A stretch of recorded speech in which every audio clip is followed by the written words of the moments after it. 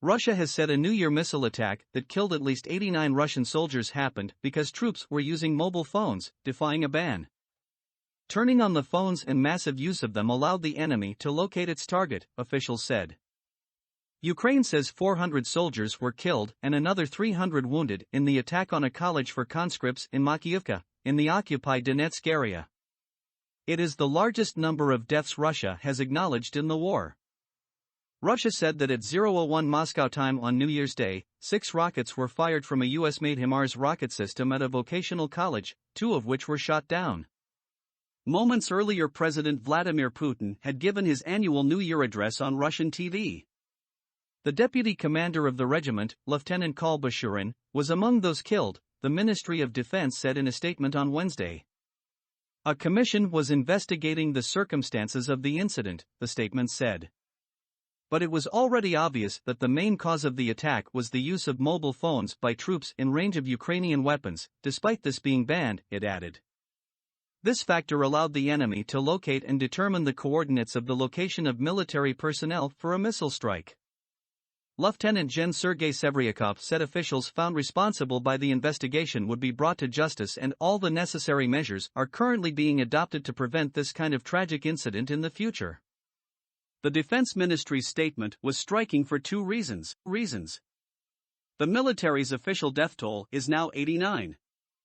The previous figure of 63 dead already represented the highest single loss of life Moscow had admitted since the war began. The real death toll in Makiivka could be much higher, as is claimed by both Ukraine and by unofficial Russian sources. Second, the statement said that responsible officials would be brought to justice, suggesting that something went wrong. This is highly unusual behavior for Moscow. Very rarely do authorities admit that errors have been made. The vocational college was packed with soldiers at the time, men believed to have been among the 300,000 called up in President Vladimir Putin's partial mobilization in September. Ammunition was also being stored close to the site, which was reduced to rubble. The head of Russia's proxy authority in the Donetsk region, Denis Pushilin, praised the heroism of those caught up in the missile strike, who he said had tried to pull comrades out of the building. Some of those returning to the building had died in the process, he added. With such a high official death toll, one would think the Russian military's latest update on the horrific events in Makiivka would be the top story on Russian state TV news today. Not so. There was almost no mention of the story on Rossiya 24's main bulletins this morning.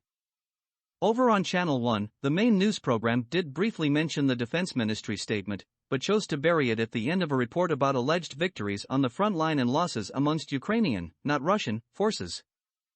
A whole series of Russian missile attacks was unleashed on the first days of the new year against Ukrainian nationalists and foreign accomplices of the Kiev regime, said the Channel 1 correspondent triumphantly, using common false narratives to describe Ukrainian forces.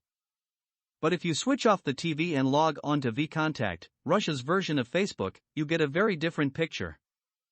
Communities have sprung up where soldiers' relatives are organizing, appealing for information and crowdfunding for troops on the front line. Here there is anger. Many relatives of the Makiivka soldiers blame military officials for the incident, and are skeptical of reports that those guilty will be punished. Some question why Kremlin-controlled media are largely silent on the story. However, there is little direct criticism of President Putin or of the war in general. Pavel Gubarev, a former leading official in Russia's proxy authority in Donetsk, said the decision to house a large number of soldiers in one building was criminal negligence. If no one is punished for this, then it will only get worse, he warned. The deputy speaker of Moscow's local parliament, Andrei Medvedev, said it was predictable that the soldiers would be blamed rather than the commander who made the original decision to put so many of them in one place. The defense ministries claim that military officials who were allegedly responsible for this disaster will be punished will be seen as an attempt to diffuse public anger over the disaster in Makiivka, but also to place the blame firmly on the military, and not President Putin. He has yet to respond to the disaster so far. Throughout this war, the Kremlin has been careful to distance Russia's president from any bad news coming from the front line. In November, Russia withdrew from the southern Ukrainian city of Kherson, a major strategic defeat for Moscow. The announcement to retreat, though, was made by Gen Sergei Surovikin, commander of Russian forces in Ukraine. President Putin was meanwhile pictured touring a neurological facility, and did not make any comment on the situation in Kherson.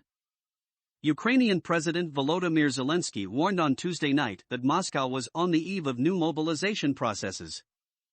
Declaring that their new offensive must fail, Mr. Zelensky said Ukraine had no doubt Russia would throw everything they had left and everyone they could muster in a bid to turn the tide of the war.